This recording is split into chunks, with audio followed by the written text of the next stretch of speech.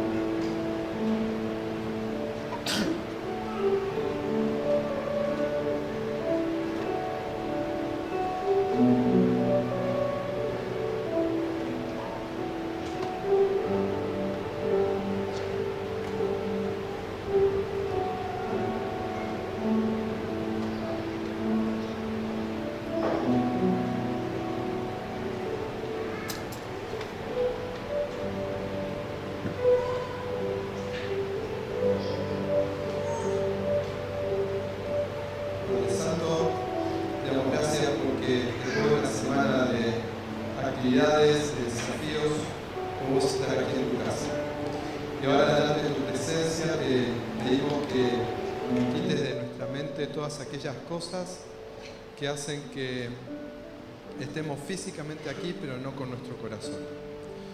Que nuestras inquietudes, nuestros problemas, todo aquello que no permite que tu amor, que tu presencia esté en nuestra vida, tú lo quites y que podamos, al abrir tu palabra, estar atentos a lo que el Espíritu Santo tiene para decirnos en esta mañana. Lo pedimos en el nombre de Jesús. Amén.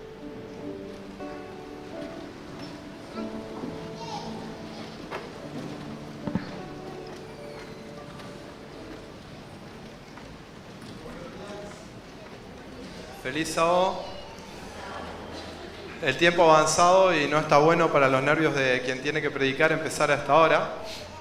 Así que ha habido varias actividades en esta mañana. Hay varias actividades a la tarde. No necesitan hacerle propaganda porque ya van a ver, ya ven en la plataforma la invitación para el noviembre musical. Quería invitarlos esta tarde 16:30 para el encuentro de libertad religiosa aquí en el Salón de Jóvenes. El título es Libertad religiosa, astutos como palomas, y va a estar a cargo del doctor Maldonado, así que están todos invitados. ¿Sí? Va a ser un programa breve, así que los que después a las 18 quieran venir a noviembre musical no va a ser un problema de superposición de horarios. Pero antes de iniciar con el sermón, y visto lo que decía la hora, quería pedirles permiso, y para que no me lo descuenten de mi tiempo, ¿sí? Tengo una historia para niños, pero después no quiero que me digan, Ariel, te demoraste, el sermón fue larguísimo. ¿Cuántos están de acuerdo en que, a pesar de que el tiempo ha avanzado, tengamos la historia para niños? Bueno, es la mayoría, así que no me lo descuenten después, no me lo reclamen. Vamos a pedirle a los niños, acá algunos amigos me hacen gestos que no, pero son minoría. La mayoría levantó la mano que no los vieron. Vamos a pedirle a los niños que pasen, que se acomoden aquí adelante. Algunos me van a ayudar a correr las sillas y vamos a tener una historia para ellos.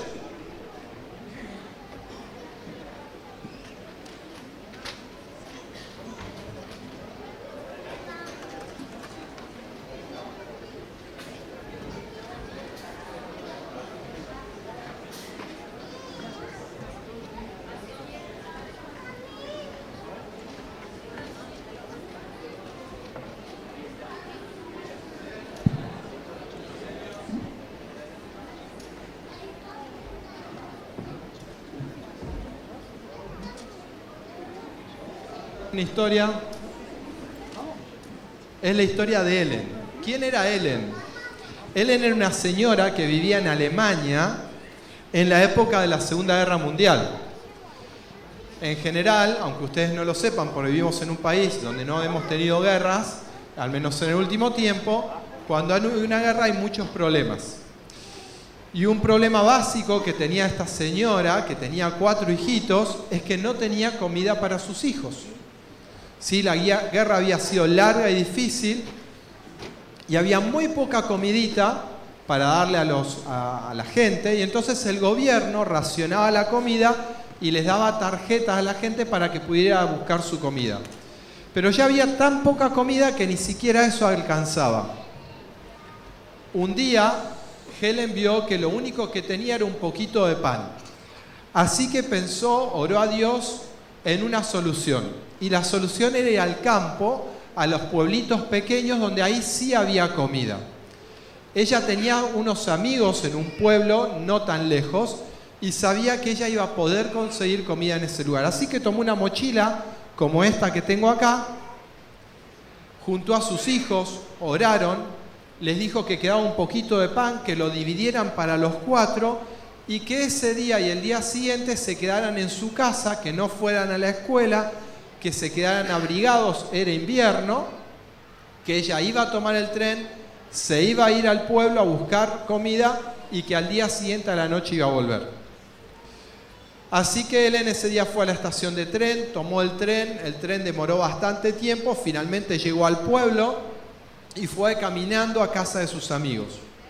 Sus amigos la recibieron con alegría y por supuesto que le dieron papas, le dieron manzanas deshidratadas, le dieron granos y llenó toda su mochila como esta, al punto que su amigo cuando la levantó dijo, está muy pesada, pesa como 35 kilos.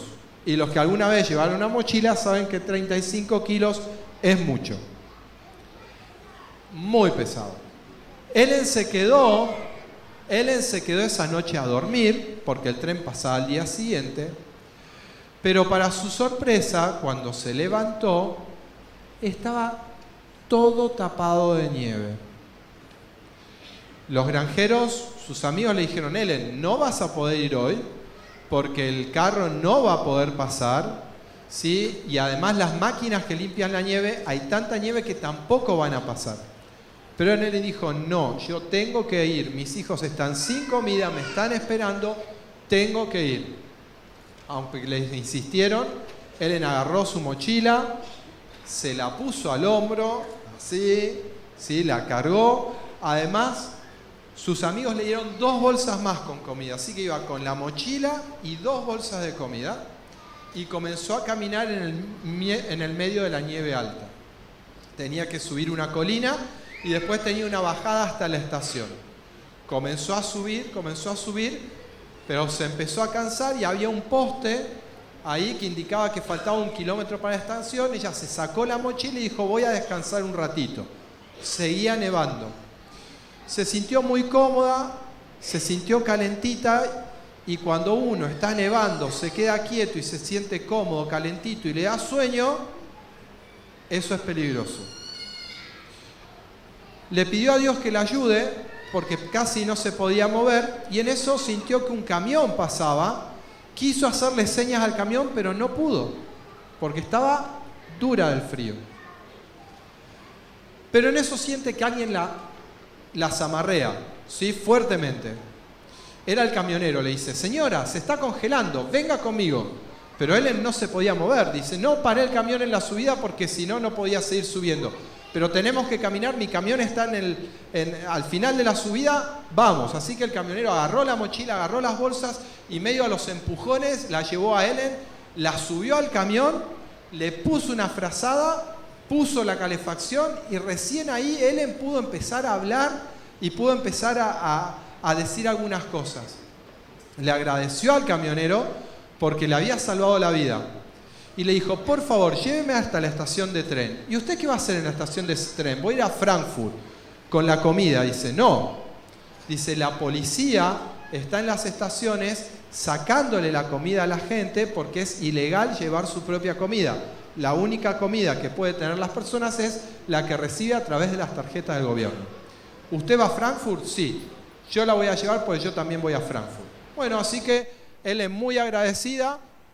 en el camión calentito, ahora iba a Frankfurt. Agradeció a Dios porque le había resuelto parte del problema. Empezó a tratar de hablar con el camionero, pero el camionero no era muy hablador, parece. Le respondía sí, no, no, sí. Así que al rato Ellen, que estaba cansada y ahora estaba calentita, se quedó dormida. Cuando estaban llegando a Frankfurt, el camionero la despierta y dice: ¿en qué barrio vive usted? En tal barrio. Ah, fantástico, yo tengo que pasar por ahí cerca, así que dígame en qué calle vive. Así que el camionero la llevó hasta la puerta de su departamento. Todavía estaba nevando. El camionero la ayudó a bajar porque vieron que los camiones son altos, le alcanzó su mochila, le alcanzó sus bolsas. Ellen le volvió a dar las gracias porque la había ayudado tanto. Se encaminó hacia la puerta de su casa para abrirla y antes de abrirla volvió a girarse para darle las gracias al camionero. ¿Y saben lo que pasó? No había camión, no había camionero y ni siquiera había huellas de un camión en la nieve que estaba cayendo. Había sido un ángel que Dios había mandado para rescatarla a Ellen, ¿sí? Y a sus hijos. Así que no siempre Dios va a mandar un ángel en forma de camionero, ¿sí? No siempre Dios va a hacer un milagro de esta manera, pero cada vez que tengamos un problema, grande como una guerra o pequeñito como en nuestra vida diaria, recuerden pedirle a Dios que nos ayude, porque Dios, de la forma menos pensada, los va a ayudar. Ahora vuelvan, ¿sí?, con sus papás para el resto del sermón.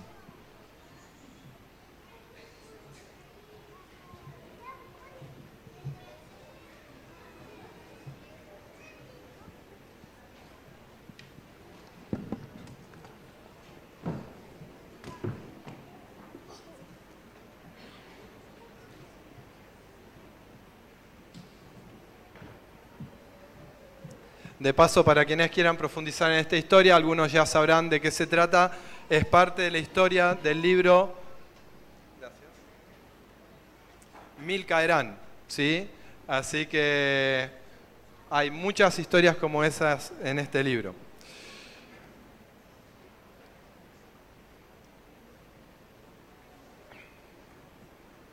De paso, algunos de los hijitos de Ellen, Gerard Hassel y Frank Hassel, dos personas que algunos deben conocer porque escribieron libros muy útiles y muy inspiradores en nuestra iglesia. Este año se cumplieron 500 años de la Reforma, ¿sí? Y tenemos un corto video, también me lo van a descortar de mi tiempo, ¿sí? Que quiero que veamos en este momento y creo que también va a servir de introducción a nuestro sermón. Todo cambió el 31 de octubre de 1517. Por eso el mundo entero celebra los 500 años de la Reforma Protestante. ¿Por qué la Iglesia Católica Romana del siglo XVI necesitaba una reforma? ¿Contra qué se protestaba? Para responder a estas preguntas necesitamos volver a los inicios de la Iglesia cristiana. Durante sus tres primeros siglos de existencia, la Iglesia cristiana creció en los márgenes de la sociedad romana. El cristianismo no era una religión lícita para el Imperio Romano. Y cada tanto, los cristianos sufrieron persecuciones de distinta duración e intensidad. No era fácil ser creyente en aquellos días. Las personas que se sumaban a la Iglesia tenían una verdadera experiencia de fe y un compromiso firme con el Señor. Pero la situación dio un giro drástico cuando en el 313 el emperador romano Constantino legaliza la fe cristiana y le concede muchos beneficios. Lo que para la Iglesia de aquel tiempo pareció ser la mejor de las noticias, pronto tendría consecuencias inesperadas. Los emperadores cada vez tuvieron más influencia en la Iglesia y muchas personas comenzaron a unirse a ella solo para disfrutar de los beneficios terrenales que el imperio ahora concedía a los cristianos. Esto se acentuó cuando en el 380 el cristianismo se transforma en la única religión imperial legítima. Dicho de otro modo, a partir de fines del siglo IV, todas las personas nacidas bajo el Imperio Romano eran consideradas cristianas, sin importar si tenían una real experiencia de fe en Jesús o no. Obviamente, este cambio afectó enormemente la Iglesia, especialmente en cuanto a su pureza. Tristemente, las ambiciones desmedidas, el abuso de poder, la corrupción y toda clase de inmoralidad se fueron haciendo cada vez más comunes en su seno. Claro que en la iglesia también había muchas personas que eran creyentes de verdad, y varias de ellas buscaron distintos caminos para devolver a la iglesia a su senda. Así aparece en la historia Martín Lutero. Lutero era un monje alemán que estaba bastante frustrado con lo que venía sucediendo en la iglesia. Pero no fue hasta 1517 que para Lutero la gota rebalsó el vaso. El Papa León X, Giovanni di Lorenzo de Medici, se había propuesto remodelar la Basílica de San Pedro en Roma. Su majestuoso proyecto era carísimo y pronto necesitó más dinero. Para recaudarlo tuvo una idea: vender indulgencias. ¿Qué eran las indulgencias? Era un papel que a cambio de una significativa donación de dinero garantizaba a su poseedor o a alguien de su familia, vivo o ya fallecido, una estadía más corta en el purgatorio. ¿Y qué mejor momento para salir a vender indulgencias que cuando se aproximaba el Día de los Muertos? Fue así que a fines de octubre los vendedores de indulgencias llegaron a Wittenberg, una localidad alemana donde Lutero vivía y trabajaba como profesor de teología. La indignación de Lutero fue tal que desafió a los representantes de la iglesia a un debate. Los puntos a debatir eran 95. Lutero los clavó en la puerta de la iglesia del Palacio el 31 de octubre de 1517, hace 500 años. A estos puntos se los suele llamar las 95 tesis de Lutero. A partir de este momento, el cristianismo en Occidente no volvería a ser el mismo. Un flamante invento, la imprenta, facilitó la rápida distribución y circulación de los escritos de Lutero por toda Europa. Y pronto miles de personas se sumaron a este movimiento. Así se originó la Iglesia luterana y luego nacieron otras iglesias protestantes y evangélicas. Si bien existen diferencias entre estas distintas iglesias, todas coinciden en sostener 5 puntos que propuso Lutero, también conocido como las 5 solas. Solo la Escritura es la suprema autoridad en materia de fe y práctica. Solo por medio de la fe Dios nos salva y no por medio de las obras. Solo por la gracia de Dios viene la salvación. Es un favor inmerecido. Solo Cristo. Él es el único mediador entre Dios y los seres humanos. Y solo por medio de Cristo es posible la salvación. Solo a Dios la gloria. Al cumplirse los 500 años de la Reforma Protestante, las iglesias evangélicas recordamos a los que nos precedieron, honramos su memoria, pero damos la gloria solo a Dios.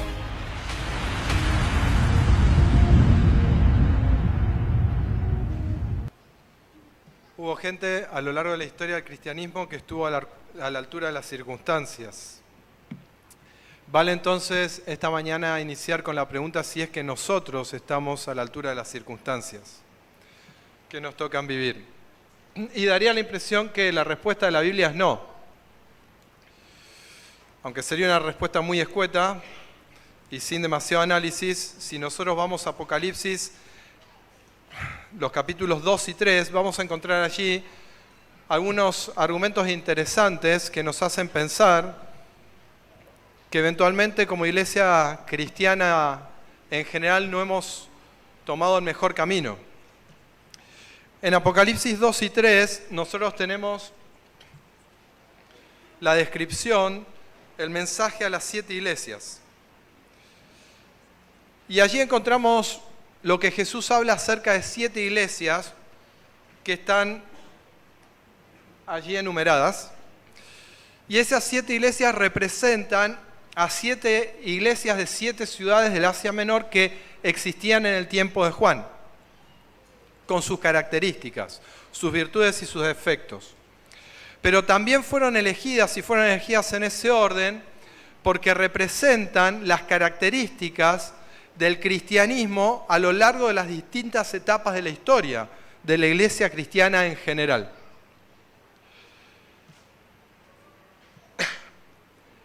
Lo dramático y lo paradójico lo angustiante es que la última iglesia, la que debería estar preparada para la venida de Cristo, es la que menos virtudes tiene. Apocalipsis 3, 19 dice: yo reprendo y castigo a todos los que amo. Sé pues celoso y arrepiéntete. Yo estoy a la puerta y llamo. Si alguno oye mi voz y abre la puerta, entraré a él y cenaré con él y él conmigo.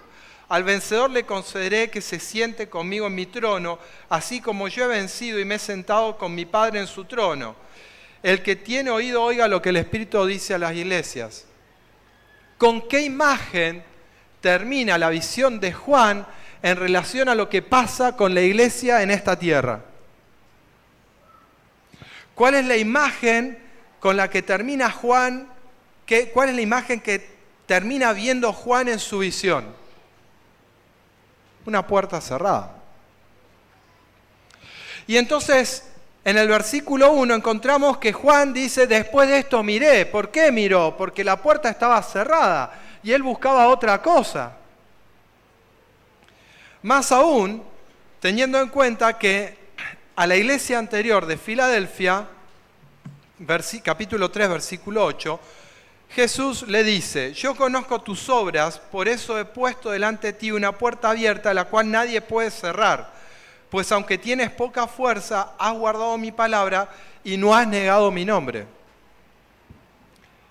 ¿Qué le dice Dios? Que pone una puerta abierta. A la iglesia, ¿sí?, de Filadelfia, que representa a la iglesia cristiana alrededor de 1900, con las misiones al África, al Asia, a la India, con las sociedades bíblicas. A esa iglesia Dios le dice: pon una puerta abierta que nadie puede cerrar. Pero a la iglesia de la Odisea, aparentemente, ¿sí?, la iglesia ha cerrado la puerta y Cristo está llamando y la iglesia tiene que abrir, pero la puerta permanece cerrada y la visión termina con la puerta cerrada, Cristo llamando y la puerta cerrada. Y Juan se debe haber sentido no solamente asombrado, sino angustiado. Porque además hay un énfasis escatológico creciente que Juan debe haber visto inmediatamente. Fíjense que a la iglesia de Sardis, que es la iglesia de la época de la Reforma, Dios, ¿qué le dice? Capítulo 3, versículo 3. Acuérdate pues de lo que has recibido y oído y guárdalo y arrepiéntete, pues si no velas vendré a ti como ladrón. ¿Sí? ¿Qué le dice a la iglesia de la Reforma?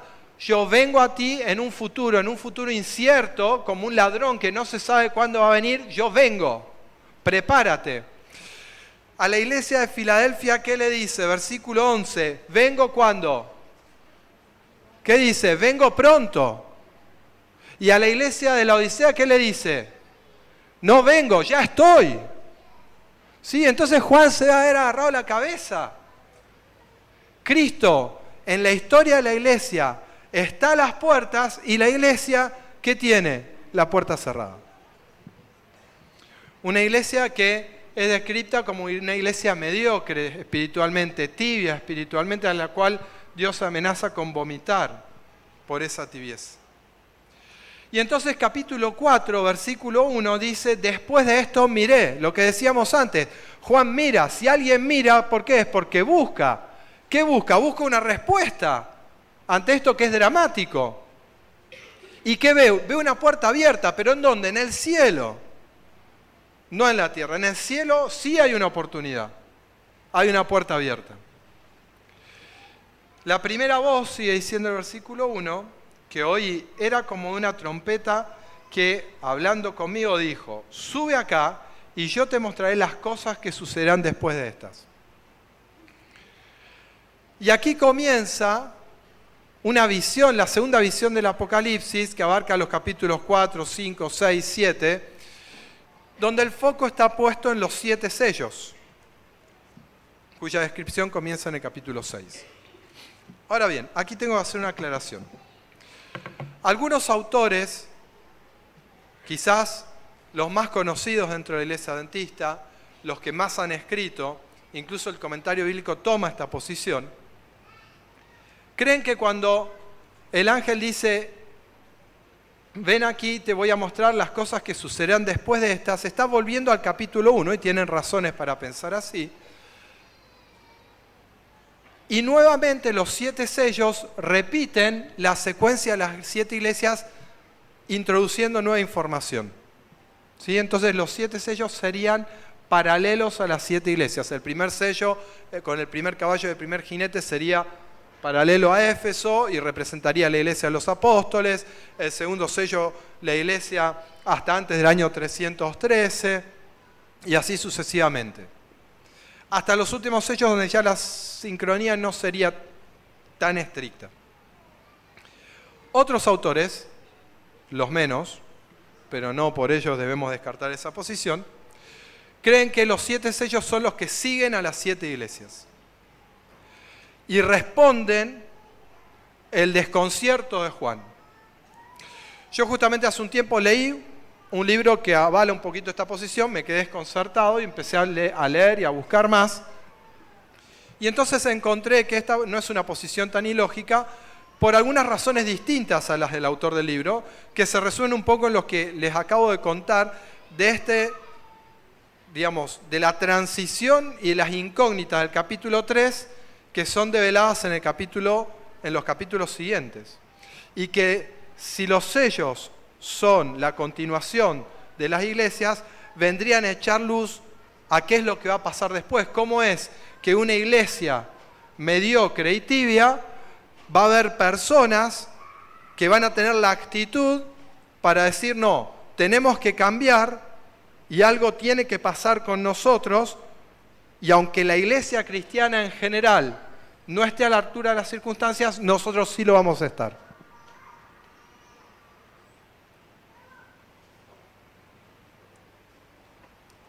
No vamos a detenernos en el análisis del capítulo 4 y capítulo 5, simplemente allí es una descripción de lo que sucede en el cielo. El capítulo 5 habla mucho acerca del Cordero y los autores más tradicionales dicen que tanto énfasis que se hace en el Cordero y en la sangre del Cordero está un poco llevándonos a pensar que Jesús acaba de subir al cielo después de su sacrificio, de su muerte, y entonces abre los sellos para revelar el transcurso de la historia del cristianismo. Pienso yo, esta es mi conclusión, de que esto no es estrictamente necesario, porque el sacrificio de Jesús no solamente lo hace digno para abrir los sellos de la historia del cristianismo, sino que el sacrificio de Jesús permea toda su actividad en el cielo y en la búsqueda de sus hijos cuando viene la segunda venida. Por eso Apocalipsis 19 dice que los ángeles vienen vestidos de ropa blanca, de lino finísimo, y Jesús viene con sus vestiduras, ¿sí? Con sangre. O sea que la autoridad de Jesús para venir a buscarnos también está en su muerte. Entonces cuando habla del Cordero no necesariamente o estrictamente eso tiene que llevarnos a pensar que esto sucede, la apertura de los sellos, cuando Cristo va al cielo. Muy bien, focalicémonos en el capítulo 6. Comienzan los primeros sellos, caballos y jinetes, no lo vamos a analizar. Quiero concentrarme en el quinto sello, capítulo 6, versículo 9. Cuando abrí el quinto sello, vi debajo del altar las almas de los que habían muerto por causa de la palabra de Dios y del testimonio que tenían. Clamaban a gran voz diciendo: ¿hasta cuándo, Señor Santo y verdadero, vas a tardar en juzgar y vengar nuestra sangre de los que habitan sobre la tierra? Entonces se les dieron vestiduras blancas y se les dijo que descansaran todavía un poco de tiempo hasta que se completara el número de sus consiervos y sus hermanos que también habían de ser muertos como ellos. Tenemos aquí entonces el quinto sello, el clamor de los mártires, con un montón de figuras que nos llaman la atención. Y casi podría decir que es probable que a muchos nos choquen. Si esto de las almas que claman, ¿qué es? Bueno, son todas figuras que no tenemos tiempo para explicar con detenimiento, pero que todos los que conocen y han leído la Biblia saben que está haciendo referencia a cosas del Antiguo Testamento. Cuando habla de almas no habla de cosas incorpóreas que están dando vueltas por ahí, sino que en la Biblia cuando habla de almas es que está hablando de personas, es la misma traducción. Incluso hasta hoy, nosotros usamos esa palabra de manera ambivalente, ¿no? Si yo fuera periodista, podría titular una noticia diciendo 50.000 personas se reunieron a escuchar el concierto de fulano de tal en tal lugar, o podría poner 50.000 almas estuvieron presentes disfrutando de la música de fulano de tal. Y a nadie se le ocurría pensar que son cositas incorpóreas que andan dando vuelta por ahí. ¿Sí? Son personas. Estas personas que mueren, ¿sí?, están reclamando simbólicamente que se haga justicia. Y eso nos lleva, estas figuras tomadas ¿de dónde? ¿De qué historia del Antiguo Testamento? ¿Se acuerdan a qué les suena? A la historia de Caín y Abel. ¿Sí? Dios dice, la sangre de tu hermano clama. Es simbólico, no es que la sangre de Caín te estaba hablando. ¿Sí? Es que se ameritaba hacer justicia. Y que fuera derramada al pie del altar es porque eso era lo que hacían los sacerdotes cuando había un sacrificio, derramaban la sangre al pie del altar. Hay justicia que está pendiente para los hijos de Dios. Ahora, los autores tradicionales, ¿sí?, o mayoritarios, dicen que el hecho de que los mártires reclamen un juicio implica que el juicio todavía no ha sido celebrado y que por lo tanto esto está hablando que sucede antes de 1844. Respeto esa posición, aunque también tengo para observar que el hecho de que nosotros siempre hemos dicho que el juicio está dividido en dos partes, ¿no? El juicio previo a la venida de Jesús y la segunda venida, que es la otra parte del juicio que ya llamamos ejecutivo, cuando finalmente se ejecuta el juicio y cada uno recibe lo que Dios ha determinado. ¿Qué reclaman los mártires entonces? A lo largo de la historia del cristianismo, nadie más que los mártires han muerto con la seguridad, con la certeza de la salvación. Cada uno de nosotros, cuando aceptamos a Jesús, tenemos la seguridad y la certeza de que somos declarados sus hijos. Pero Dios ha demostrado a lo largo de la historia que ha acompañado de manera muy especial y muy señalada a los mártires para que en el proceso de martirio esa adopción que hace Dios de nuevo de estas personas como sus hijos queda absolutamente clara para ellos y para quienes los rodean.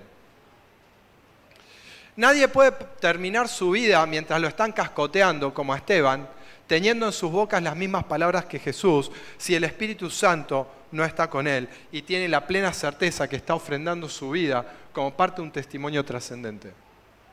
Nadie puede morir como Juan Hus cantando mientras se empieza a quemar vivo, ¿sí?, cantando y alabando a Dios, si el Espíritu Santo no está dándoles la certeza de la salvación en su vida. Y por eso cuando dice que los mártires reclaman un juicio, no hay duda para ellos cuando mueren que son hijos de Dios y que son salvos. Por eso para mí, me puedo equivocar, cuando Apocalipsis 6 habla en este quinto sello de que los mártires reclaman el juicio, están reclamando la venida de Jesús. Quieren estar con Jesús. No se han ido a ningún lado, ¿sí? Está todavía pendiente el hecho de la resurrección. Juan capítulo 5, versículo 29, Jesús allí echa más luz sobre esto. Juan capítulo 5, versículo 29, dice, y los que hicieron lo bueno saldrán ¿a qué? A resurrección para vida, ¿sí? Pero los que hicieron los malos a resurrección de condenación. Los que murieron en martirio saben que lo siguiente que les espera, ¿qué es? Ver a Jesús venir en gloria, y lo que ellos reclaman es eso. Ver a Jesús venir en gloria, resucitar, dejar de estar, haber vuelto a ser polvo para estar de nuevo con Dios. Pero fuera de este análisis, lo que me importa recalcar y lo que me parece que nos interesa a nosotros es el último punto. ¿Por qué mueren? Mueren por causa de la palabra de Dios y del testimonio que tenían. Porque esa es la característica eventualmente de aquellos que de la Odisea logran pasar a un estado distinto de tibieza, que ya no es de tibieza, ¿sí?, pasar a un estado de fe y entrega a Dios, y las características de ellos son estas. Guardan, ¿sí? Mueren por la palabra de Dios y el testimonio que tenían. Ahora, morir por la palabra de Dios creo que no resiste mucho análisis. Para Juan era el Antiguo Testamento, no hay mucha duda. Ahora, el testimonio que tenían, ¿qué era el testimonio que tenían? Eso puede generar cierto nivel de dudas. Es interesante que Juan en Apocalipsis 5 veces más, aparte de esta que acabamos de señalar, usa expresiones similares. Vamos a analizarla. Juan, Apocalipsis, capítulo 1, versículos 1 y 2. Apocalipsis 1, 1 y 2. La revelación de Jesucristo que Dios le dio para manifestar a sus siervos las cosas que deben suceder pronto. La declaró enviándola por medio de su ángel a su siervo Juan, el cual ha dado testimonio de la palabra de Dios, del testimonio de Jesucristo y de todas las cosas que ha visto. Entonces, la primera declaración es de la palabra de Dios y del testimonio ¿de qué? De Jesucristo. Y el versículo 9 va en el mismo sentido. Yo, Juan, vuestro hermano, compañero en la tribulación, en el reino y en la perseverancia de Jesucristo, estaba en la isla llamada Patmos. ¿Por qué? Por causa de la palabra de Dios y del testimonio de Jesucristo. De nuevo, no sé qué dice. La palabra de Dios y el testimonio de Jesucristo. Entonces, usa lo mismo que había usado en el capítulo 6, versículos 9, que había dicho la palabra de Dios y había puesto el testimonio que tenían. Es muy probable que esté hablando del testimonio de Jesucristo. ¿Qué es el testimonio de Jesucristo? No es el testimonio que los mártires daban acerca de Jesucristo, sino es el testimonio que cada cristiano recibe de Jesucristo, lo que marca la diferencia. Lo que nos hace salvos no es nuestro testimonio acerca de Dios, eso es secundario al testimonio que nosotros recibimos de salvación en nuestra vida, dado por Jesús. Entonces, en un primer momento, esto tranquilamente puede ser englobado en el Nuevo Testamento, Antiguo y Nuevo Testamento. ¿Sí? Porque el testimonio de Jesús nosotros lo recibimos primariamente del Nuevo Testamento. Pero dije que eran 6 las oportunidades que Juan repetía esto. Faltan 3. Apocalipsis capítulo 12, versículo 17, un texto muy conocido que probablemente no necesiten buscar. Entonces el dragón se llenó de ira contra la mujer y se fue a hacer la guerra contra el resto de la descendencia de ella, contra los que guardan los mandamientos de Dios y tienen el testimonio de Jesús, de Jesucristo. ¿Sí? Y capítulo 14, versículo 12, aquí está la perseverancia de los santos, los que guardan los mandamientos de Dios y la fe de Jesús. Aquí Juan, en lugar de hablar de la palabra de Dios, habla de los que guardan los mandamientos. ¿Por qué? No sé si tengo una respuesta de la cual pueda estar plenamente seguro, pero intuyo que esto es porque los capítulos 12, 13, 14 hablan mucho acerca ¿de qué? De la obra de Satanás y no de la iglesia. Y la obra más sutil de Satanás no es la de generar un grupo de creyentes que se reúnan en lugares oscuros, con humo, con sacrificio de animales, y lleven debajo de su mano un libro que diga 101 milagros de hechicería negra, o de una cosa por el estilo. ¿Sí?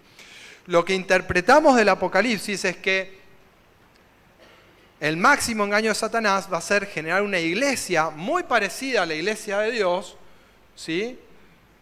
Para engañar sutilmente a los escogidos incluso, y entonces esa iglesia no va a tener las características de una iglesia tenebrosa y oscura, sino que van a andar con la Biblia en la mano. Pero hay una cosa, los mandamientos de Dios, ¿qué son? ¿El reflejo de qué? Del carácter de Dios. Entonces la iglesia de Satanás, por más que tenga la Biblia debajo del brazo, no va a poder reflejar el carácter de Dios, ¿sí? Vistos en sus mandamientos. Por eso Juan acá va más al punto y dice, guardan los mandamientos y tienen el testimonio o la fe de Jesús, no la fe en Jesús, la fe de Jesús. Apocalipsis 20 versículo 4. De nuevo los mártires. Vi tronos y se sentaron sobre ellos los que recibieron facultad de juzgar, y vi las almas de los decapitados por causa del testimonio de Jesús y por la palabra de Dios, los cuales no habían adorado a la bestia ni a su imagen, ni recibieron la marca en sus frentes ni en sus manos, y vinieron y reinaron con Cristo 1000 años. Aquí Juan invierte el orden, habla del testimonio de Jesús y de la palabra de Dios.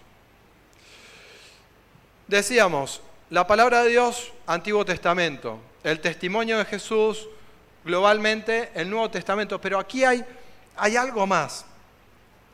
Apocalipsis 19:10, texto también que muchos conocen de memoria, Juan intenta postrarse ante el ángel que le enseña, el ángel que le revela, el ángel que lo instruye, y dice, me postré a sus pies para adorarlo. Pero él me dijo, mira, no lo hagas. Yo soy consiervo tuyo y de tus hermanos que mantienen el testimonio de Jesús. Adora a Dios. El testimonio de Jesús, ¿qué es? Es el espíritu de la profecía. Parece ser que había que aclarar un poquito esto de qué es el testimonio de Jesús. Es el espíritu de la profecía. Ahora,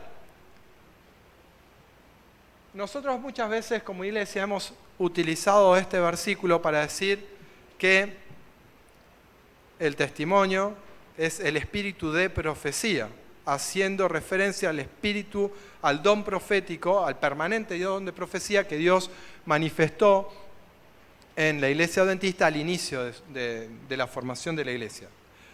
Obviamente lo abarca, pero es mucho más que eso. No se queda solamente ahí. ¿Qué dice Juan capítulo 15?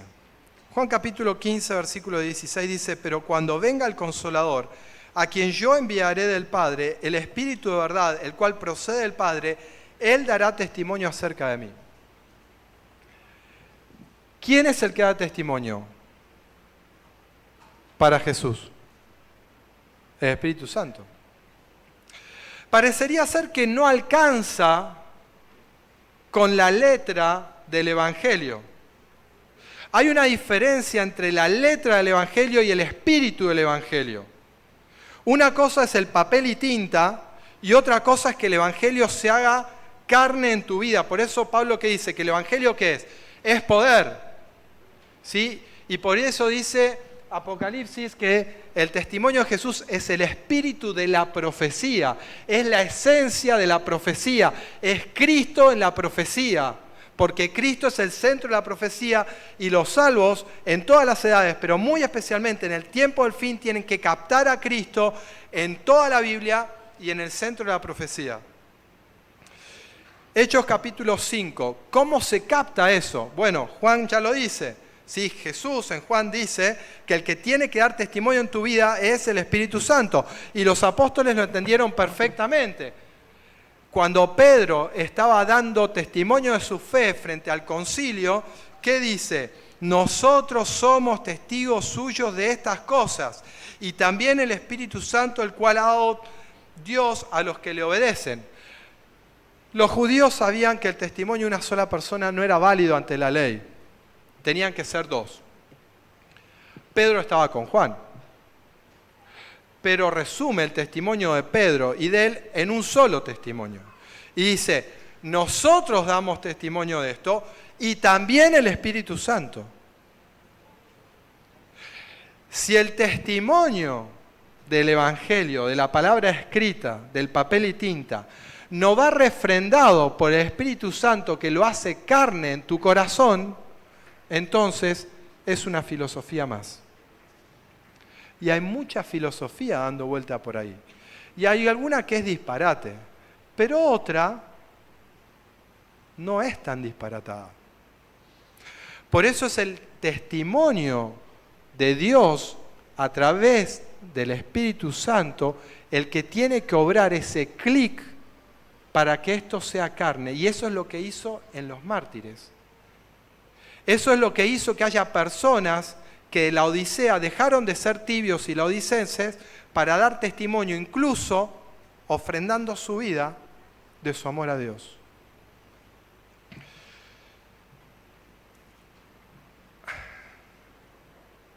Bueno, hay una cita de comentario que vamos a obviar y vamos a Juan capítulo 15.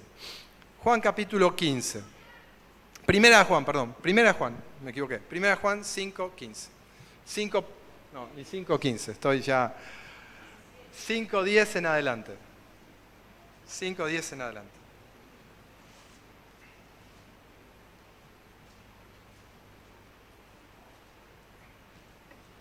El que cree en el Hijo de Dios tiene el testimonio en sí mismo.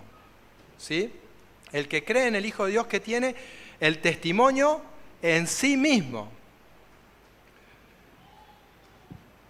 El que no cree a Dios lo ha hecho mentiroso porque no ha creído en el testimonio que Dios ha dado acerca de su Hijo.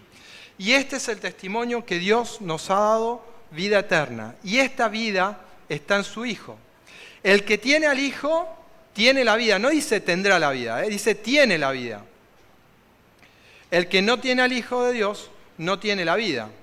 Estas cosas os he escrito a vosotros que creéis en el nombre del Hijo de Dios, para que sepáis que tenéis vida eterna y para que creáis en el nombre del Hijo de Dios. ¿Qué certeza tiene el Hijo de Dios? ¿Que tiene qué? Que tiene vida. Y la vida no es que la va a tener, la tiene ahora. Pero ustedes dirán, ¿cómo puede ser si mis células se siguen envejeciendo, mis órganos se siguen envejeciendo? Y Juan dice que ya tenemos vida eterna, porque la tenemos espiritualmente. ¿Y quién nos hace tener esa certeza? El Espíritu Santo, porque las pruebas me hablan de una cosa distinta. Pero el Espíritu Santo da testimonio a nuestro corazón de que ya tenemos vida eterna, y eso es la certeza que tenían los mártires. Por eso morían cantando, por eso morían perdonando, ¿sí? Por eso tenían la palabra de Dios y tenían el testimonio de Jesús. Era la certeza de la obra de Jesús en su vida. Después ellos daban testimonio acerca de él. Pero la seguridad está en el testimonio que vos recibís de Jesús a través del Espíritu Santo. Comentario bíblico. Hablando acerca de esto, de tener el testimonio en nosotros mismos, dice, el que tiene una fe viva en Jesús tendrá un testimonio íntimo en cuanto a la validez de esa creencia. Sabrá por experiencia personal que Jesús es todo lo que las Escrituras dicen que es. Esa fe no puede ser destruida fácilmente. Puede resistir los peores ataques del enemigo. Pero eso es si tenés el testimonio en ti mismo. Es más, yo corregiría algo de esta cita, ¿sí? Yo le sacaría el que puede ser destruida fácilmente. ¿Sí? Fácilmente no, esa palabra me parece que en el contexto bíblico está de más. Esta fe no puede ser destruida. ¿Sí? Lo demuestran Esteban, lo demuestran Pablo, Pedro, Hus, Jerónimo, Lutero, Wycliffe y todos los que siguieron. Esa fe no puede ser destruida. Se puede juntar un concilio con el emperador, con los papas, con los obispos, con los cardenales, y esa fe no puede ser destruida. Si está el testimonio de Jesús en tu vida.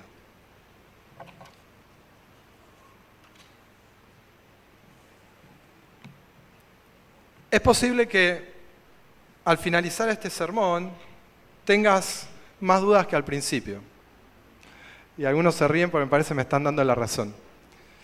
Y yo desde que empecé a preparar este sermón, sí, siempre tuve en mente que esto podía suceder, que después a la salida cuando alguno me salude me diga, Ariel, me dejaste con más dudas que certezas. Bueno, no está mal. No está mal. ¿Sí? Porque las dudas, si nos llevan a la Biblia, son bienvenidas. Y recuerden que las conclusiones que yo he sacado esta mañana, o que otros han sacado y las han dejado por escritos, son válidas, ¿sí? Pero no son las que ustedes tienen que tener. Afortunadamente nuestra iglesia no tiene una posición oficial sobre el Apocalipsis. ¿Por qué? Porque desde Lutero para acá, el privilegio y la responsabilidad de la interpretación de las Escrituras es de cada creyente. Eso es lo que Lutero decía, convénzame por mi conciencia. ¿Sí? No es sabio ir contra la conciencia de cada uno, y lo dijeron Lutero y todos los reformadores. Por eso, si en esta mañana te vas con duda, bienvenidas las dudas, pero que te lleven a la Biblia. Puede ser que yo esté equivocado, puede ser que los que escribieron estén equivocados, y vos descubras alguna cosa mejor y puedas compartirla con la iglesia en otro momento. Ahora, en cuanto al punto central de nuestra reflexión, queda claro que Cristo, a través de Juan en Apocalipsis, muestra que el pueblo de Dios, desde los apóstoles al presente, y en lo que quede de la historia de este mundo, ha tenido, tienen y tendrán dos características esenciales. Guardan la palabra de Dios y tienen el testimonio de Jesús. Guardar la palabra, como ya dijimos, tendrá algunas aristas, algunas más llamativas en el tiempo del fin, pero la comprensión de lo que esto significa no genera mucha duda. Ahora, tener el testimonio de Jesús parece ser el mayor desafío, tanto a nivel interpretativo como de experiencia cristiana. El joven rico guardaba escrupulosamente las Escrituras, pero cuando recibió el testimonio de Jesús no lo soportó. ¿Sí? El joven rico guardaba las Escrituras, pero no aceptó el testimonio de Jesús en su vida. El Nuevo Testamento es la puerta de entrada que nos abre a ese testimonio, el de la vida y la obra de nuestro Salvador. Pero el Espíritu Santo es el que lo hace carne en nuestra vida. La pregunta es, ¿has recibido el testimonio de Jesús? No podemos seguir siendo parte de una iglesia tibia y mediocre como la Odisea. El tiempo del fin, según la Biblia lo anticipa, será un tiempo difícil. No podrás comprar ni vender, dicen las Escrituras. Se predice que algunos serán echados a la cárcel por causa de su fe e incluso otros serán muertos por sus convicciones. Pero nada ni nadie podrá quitar tu libertad en Cristo si es que has recibido el testimonio de Jesús en tu vida. Porque como está escrito, el que tiene el Hijo tiene la vida. La pregunta es, ¿tienes al Hijo? Eso, y no las volátiles leyes humanas, es y serán la única garantía de tu libertad ahora y en el tiempo que vendrán. Que Dios nos bendiga.